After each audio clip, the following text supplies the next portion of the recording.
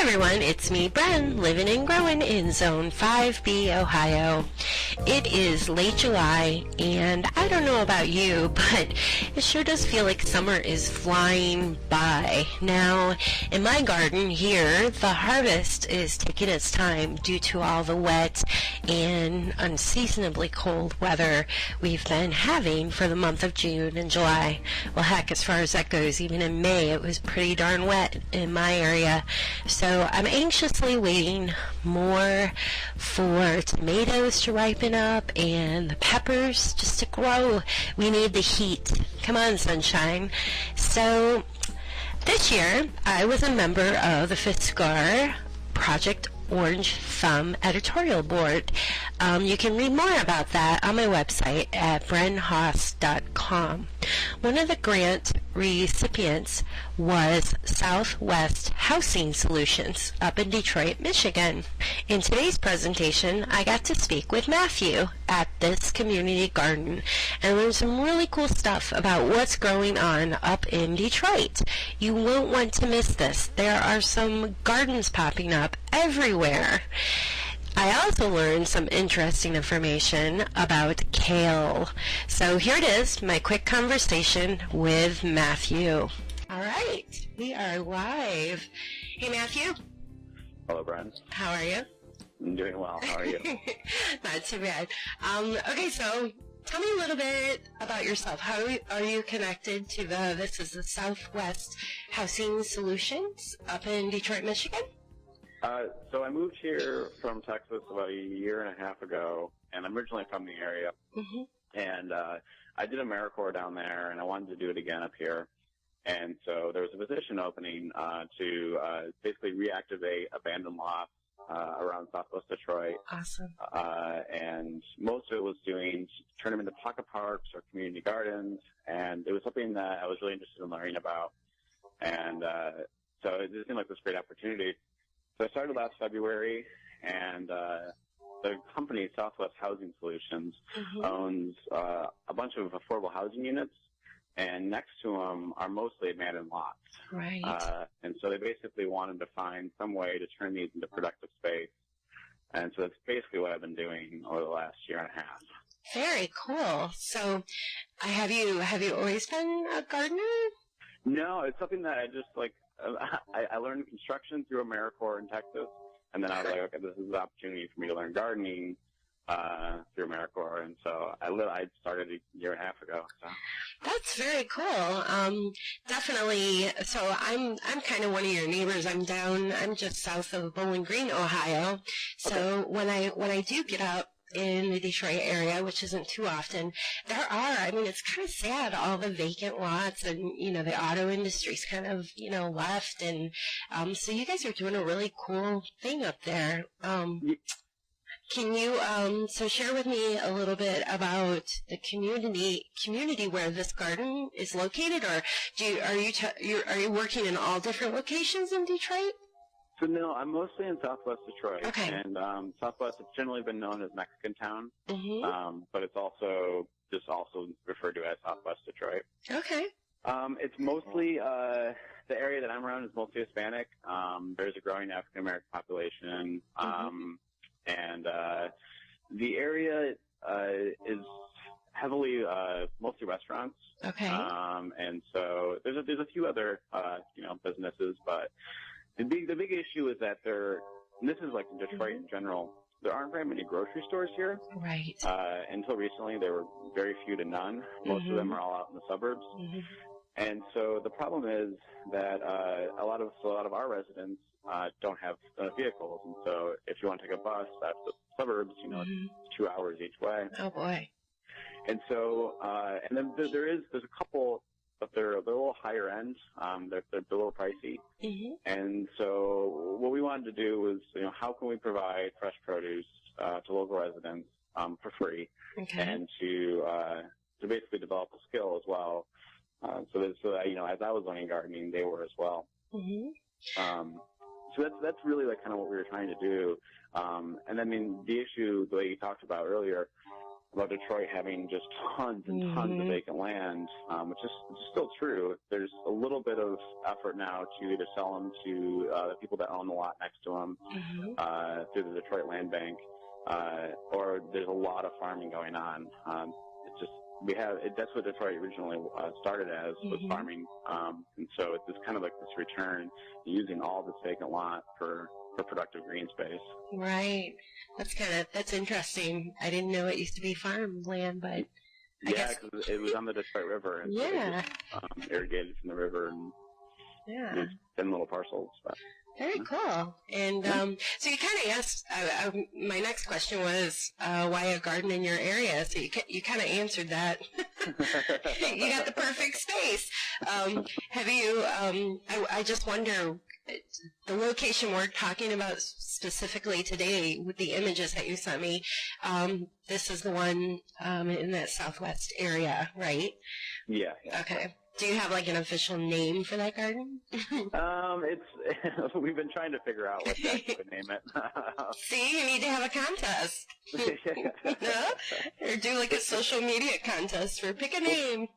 There's this kind of like larger, so in the area within kind of like a little more tighter bounds, there's this thing called the Vista Partnership. Okay. And what they're trying to do is tie together businesses, residents, and now a couple pocket parks. Okay. So about a year ago, there was a survey, and it's basically like, what do you guys want to see in this area? What kind of development do you not want to see? Do you want to see? And the large majority was, we want more green space, we want more pocket parks. And so the Vista Partnership sort of found a way to create three of them, the park that I'm talking about being one of them, and find a way to basically like, connect those three together. Okay.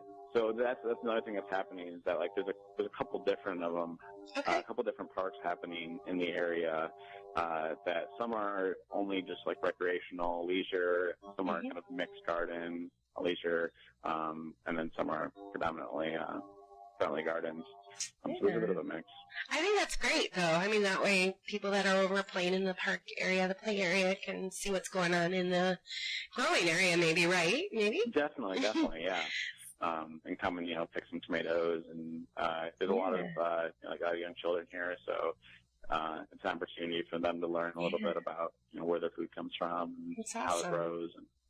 So let's talk about how this garden got established. Like who was involved in this garden? Did you just let anybody come in and start moving soil around, or what happened there? For the one that I sent photos of, so it was initially so the problem is in the photos there's mulch, but that's only been within the last month. Okay. It was before that, it was a gravel lot. Oh. And so we couldn't actually work the soil. Right. And that's a problem in Detroit in general, is that there's a lot of old industrial factories that have leaked heavy metals into the soil. So you can't really grow in it unless you do a long-term clean. Okay. So we knew we had to do raised beds. And so I started off, there was another resident who lived in the building right next door, who I worked with for the most part. There are other people that came out, we had conversations about what they wanted to grow and what they didn't want to grow. Sure. And so I worked with this one resident in particular, helping develop the plans for the garden. I had just learned carpentry from my previous job, so I used that to build these beds. And we worked with, there's a farm and garden, a local small business farm and garden store called Detroit Farm and Garden. And they provided us with topsoil compost mix, so we did kind of a 50-50 mix from that.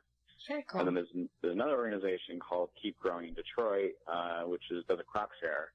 And so you pay $20, and so you get 4 different releases of seeds, transplants. And so they provided all of our transplants for the first year. And so that was all those different organizations. That's very cool. So you got the whole community involved for the most part. Well, and that's what's great about like Detroit, is that the people that stayed here and people that are moving here, it's a really, for being it's a really big city geographically, but not as many people are in here. Right. And so the people that stay, it's a really pretty actually tight community, and people are really helpful. And there's a lot of nonprofits that are dealing with greening and farming and just trying to do whatever they can to help build this developing industry. That's awesome. So what are you excited to grow this season? So there was stuff I tried last year and just utterly failed at.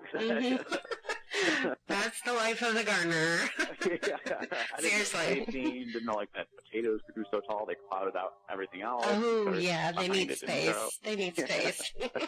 And they get kind of ugly, so you dig them up. You know, they do, really. So basically, we started off, and last year we had a lot of different mixes, and it just got confusing, and things weren't spaceful enough. And so we initially started by just doing like beds dedicated solely to just potatoes. New this year was bok choy. The residents didn't really pull from the kale, and so they asked not to grow kale again. So yeah, really? they just don't like kale, and so maybe they just need some good recipes. You know, I mean, you can make chips out of those. Teach them how to fry them; they're really good. That was what I was. I tried to convince them, like, no, just give us collards, give us lettuce, give us bok choy. We'll eat that. Cool. Don't grow kale. No, okay. Oh wow! So, despite the kale, what else are you harvesting right now? So the initial one then was also Brussels sprouts, which are still growing right now, and then a variety of lettuces.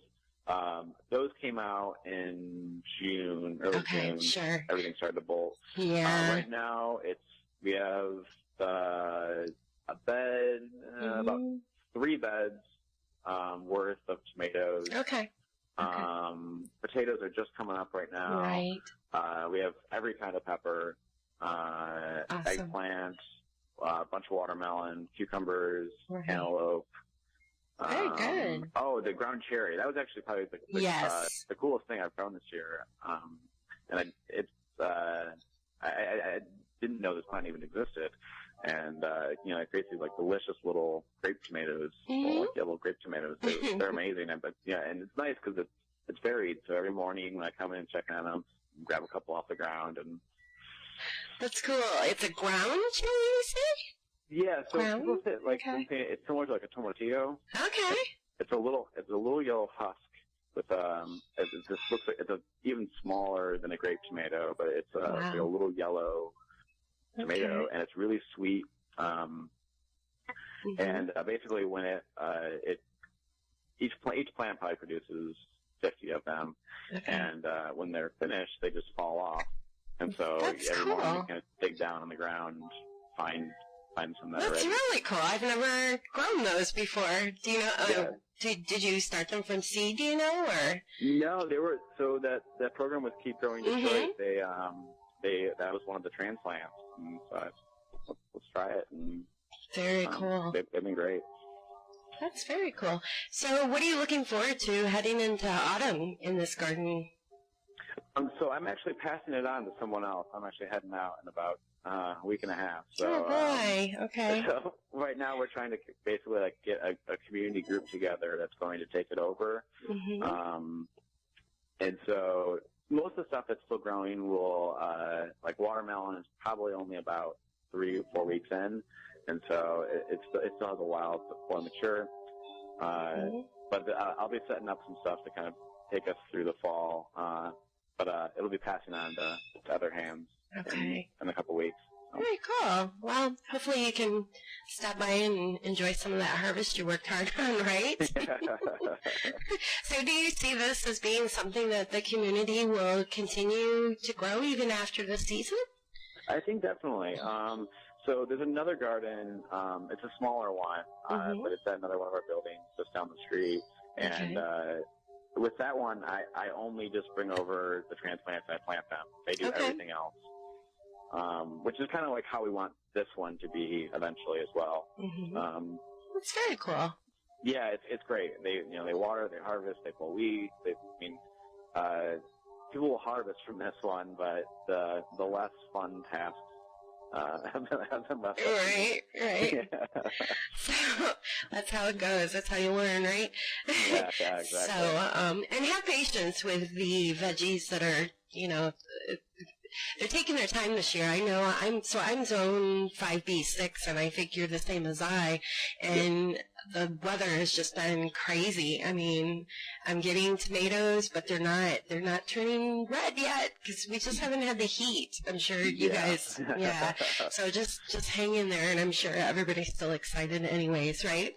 Yeah. Hopefully, I have the same issue. I just found actually a couple cherry tomatoes yesterday that were starting to turn, but everything else is still pretty green. Yeah, so hopefully, let's just keep our fingers crossed. No more rain. Give us some heat for the next few weeks, right?